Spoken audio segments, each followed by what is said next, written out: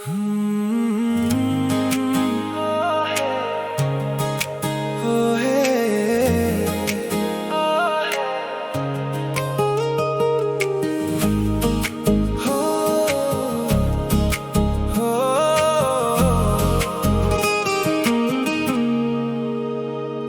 taholo mi timi khuri ai thum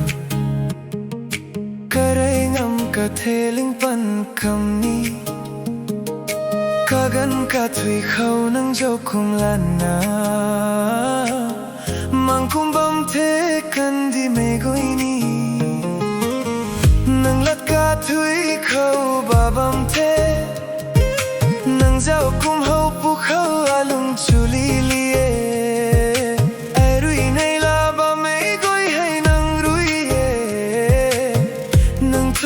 tuang pangkan ne kagan ka thui khau hay me na khu khwan bom tuang ge ma puak khau nang ta khang rani e nang ka jau mak mei tho plan ti ha mak ge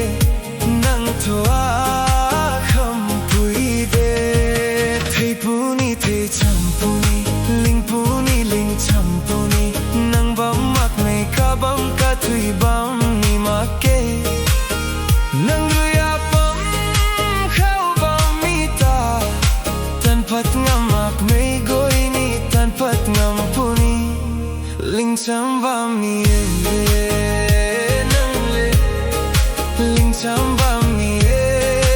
ai to nang le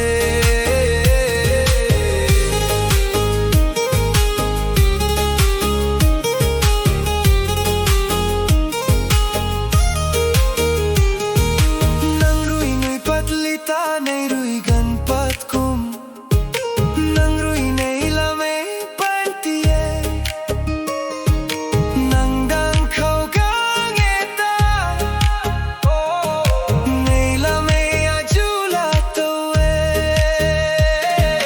nang pam khau bam mi ta lam ka goi mu ngam ka gan ka thui nang khang na bam ni e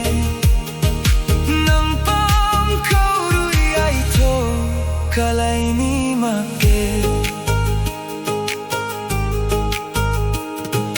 nang thoa jam ling pan de athong ni hun ta nang rui ti hun lau kagan ka thui nang ta na ku suan bam nang thoa kai pui de nang thoa kai pui de thei pu ni thei chang pu ni ling chang pu ni nang bam mak nei ka bam ka thui bam ni mak ke nang ruya bam khau bam mi ta tan pat nga mak nei